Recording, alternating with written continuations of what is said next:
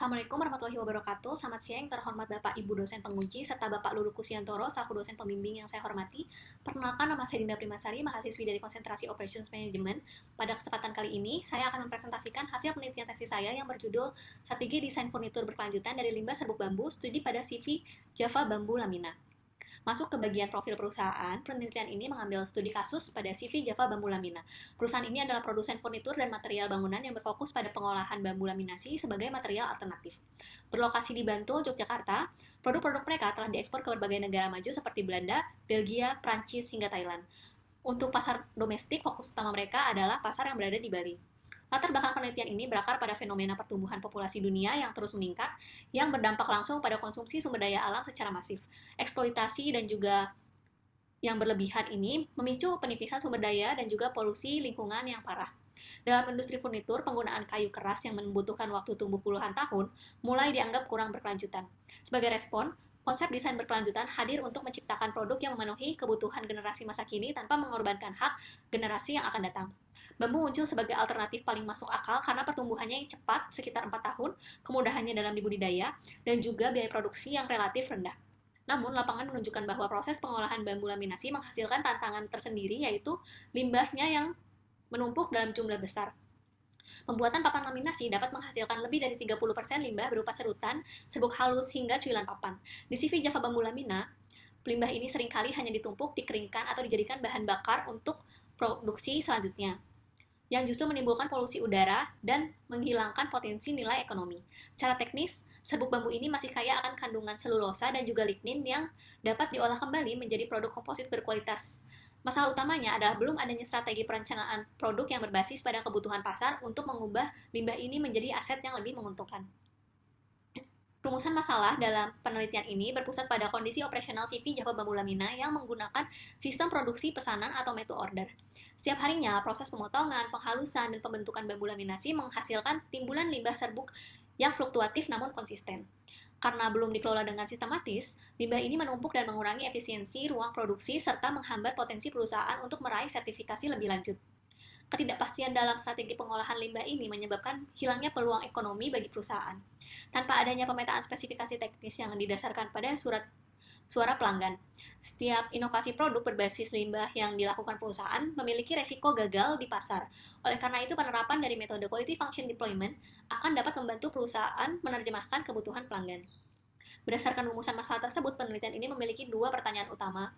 Yang pertama adalah bagaimana karakteristik dan kuantitas limbah serbuk bambu yang dihasilkan oleh CV Java Bambu Lamina dalam setiap tahapan proses produksi furniturnya. Yang kedua adalah bagaimana pendekatan Quality Function Deployment dapat diterapkan untuk menyusun strategi desain furnitur yang inovatif dan berkelanjutan. Tujuan dari penelitian ini selaras juga dengan pertanyaan penelitian, di mana yang pertama, yaitu mengidentifikasi karakteristik juga kuantitas limbah serbuk bambu pada setiap tahapan proses produksi yang dihasilkan oleh CV Java Bambu Lamina sebagai bahan dasar dalam perancangan produk baru.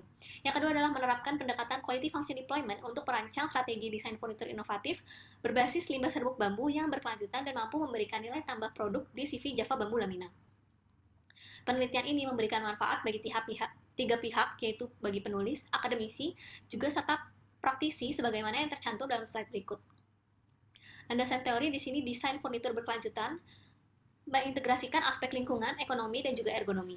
Yang kedua adalah karakteristik bambu, di mana ini memiliki rasio kekuatan terhadap berat yang superior dan elastisitas yang tinggi. Bahkan kekuatan tariknya seringkali disejajarkan dengan baja. Lalu limbah serbuk bambu, di mana limbah bambu ini dapat dioptimalkan sebagai material pengisi dalam teknologi bambu plastic composites atau BPCM. Lalu di sini ada Quality Function Deployment dengan matriks House of Quality sebagai instrumen utamanya, digunakan untuk menerjemahkan voice of customer ke dalam karakteristik teknis produk. Matriks House of Quality sendiri menghubungkan kebutuhan pelanggan yang ada di kiri dengan respon teknis dari perusahaan yaitu ada di atasnya, serta mengidentifikasi korelasi antar parameter melalui bagian atap matriks. Dengan menghitung Technical Importance Rating atau TIR, pada bagian dasar, metode ini menghasilkan prioritas desain yang akurat dan berbasis data pasar. Dalam melakukan penelitian ini, saya merujuk pada beberapa studi terdahulu untuk memetakan posisi penelitian saya seperti yang tercatat pada tabel berikut. Limitasi dan juga dari penelitian sebelumnya, seperti subjektivitas yang tinggi dalam identifikasi kebutuhan pelanggan, coba saya minimalisir dengan melakukan validasi secara kualitatif. Metode penelitian yang saya gunakan adalah pendekatan campuran, yang mana menggabungkan data kuantitatif dari kuesioner pelanggan dan juga data kualitatif dari wawancara serta observasi. Untuk data primer, kualitatif, saya melakukan wawancara semi terstruktur dengan 2 orang manajer perusahaan, yaitu manajer produksi dan juga manajer keuangan, yang juga merangkap sebagai pemilik perusahaan. Pemilihan hanya 2 manajer ini dilakukan secara sengaja mengikuti struktur organisasi perusahaan. Wawancara dilakukan selama 15 hingga 20 menit melalui Zoom meeting karena mempertimbangkan efisiensi waktu dan juga jarak. Teknik validasi dilakukan secara triangulasi data, di mana saya akan membandingkan hasil wawancara, observasi, dan juga dokumentasi untuk keakuratan informasi. Untuk data kuantitatif sendiri, saya menyebarkan kuesioner kepada 65 calon konsumen dengan kriteria mereka yang memiliki minat pada produk ramah lingkungan. Data ini kemudian diolah menggunakan teknik analisis House of Quality untuk menghasilkan bobot prioritas desain. Alur penelitian dimulai dengan observasi lapangan dan juga wawancara manajerial di CV Java Bambu-Lamina untuk memetakan kendala operasional. Selanjutnya, kuesioner disebarkan guna menangkap voice of customer yang mencakup aspek estetika hingga harga. Data tersebut diolah ke dalam matriks House of Quality untuk menentukan prioritas desain melalui perhitungan technical importance rating. Seluruh proses dilakukan dengan menjaga etika penelitian dan juga anonimitas responden untuk menghasilkan rekomendasi strategi desain yang aplikatif bagi perusahaan. Masuki bab 4, berdasarkan hasil triangulasi antara wawancara 2 manajer, juga observasi lapangan langsung, ditemukan bahwa alur produksi bambu laminasi, alur proses produksi furnitur bambu laminasi di Java Bambu-Lamina. Melalui metode triangulasi ini, yaitu gabungan dari ketiga metode tadi, teridentifikasi 6 tahapan utama. Yang pertama adalah pre-treatment, yaitu pembilahan dan juga pembuangan ruas. Kedua adalah treatment kimia dengan borak-borik. Ketiga adalah drying, di mana dilakukan pengeringan menggunakan oven selama 12 jam hingga mencapai moisture content 12%. Lalu laminating, tahap krusial ini berupa pengeleman dan juga pengepresan. Selanjutnya ada finishing, lalu dilanjutkan dengan konstruksi akhir.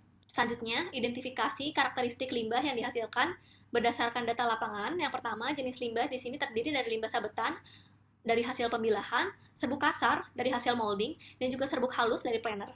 Volumenya ini bersifat fluktuatif mengikuti pola make to order. Estimasi timbulan sekitar 1 pick up per hari saat kapasitas produksi mencapai 1.500 hingga 200 bilah.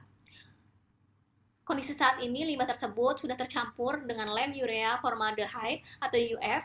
Saat ini pemanfaatannya masih terbatas hingga sebagai bahan bakar oven, namun memiliki potensi besar untuk dikembangkan menjadi produk bernilai tambah. Sebagai ringkasan dari analisis proses dan juga karakteristik tersebut, saya memetakan limbah ke dalam 2 kategori, yang mana di sini pertama, limbah murni berasal dari tahap pembilahan dan juga molding, wujudnya berupa sabetan, memiliki moisture content yang rendah, dan tidak terkontaminasi dengan lem. Lalu ada limbah yang terkontaminasi, di sini berasal dari tahap planing hingga pemotongan, wujudnya berupa serbuk halus yang mengandung lem UF. Namun masih bisa digunakan karena kandungan ini sama sekali tidak berbau ataupun lengket.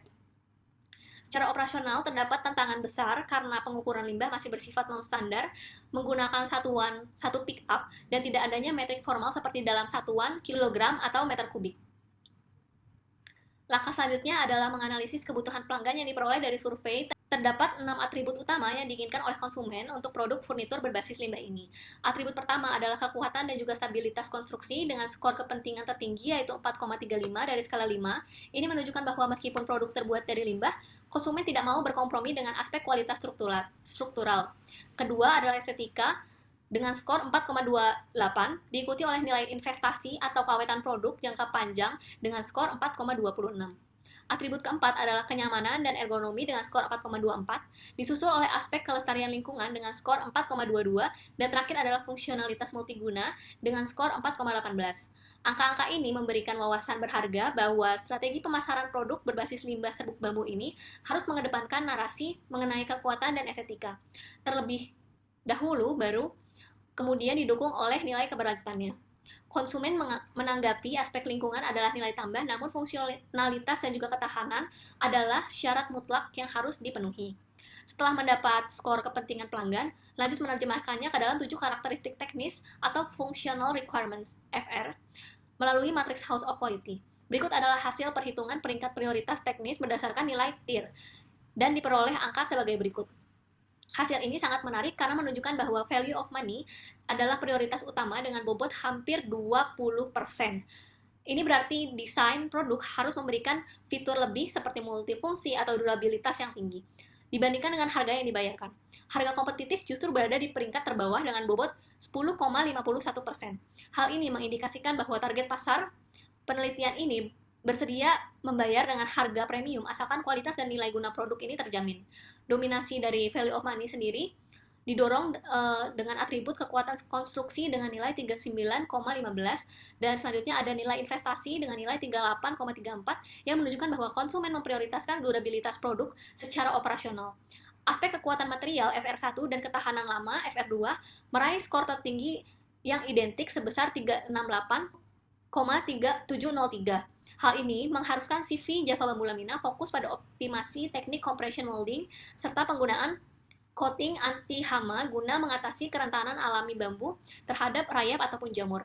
Berdasarkan prioritas yang dihasilkan oleh Haoki ini, rekomendasi 4 varian produk utama untuk dikembangkan. Yang pertama adalah coffee table yang menggunakan struktur hibrida, yaitu kaki meja menggunakan limbah sabetan kasar untuk kekuatan beban, sedangkan bagian atas meja menggunakan komposit serbuk halus yang dicetak dengan tekstur alami untuk nilai estetika. Kedua adalah rak modular yang menekankan pada fungsionalitas dan kemudahan daur ulang.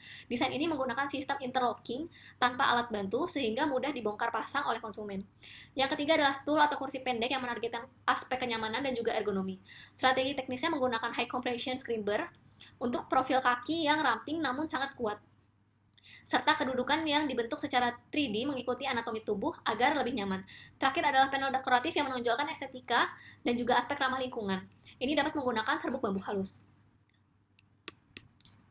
Untuk kesimpulannya, karakteristik dari limbah ini heterogen, ada campur, serutan kasar, juga serbuk halus, serta cuilan papan.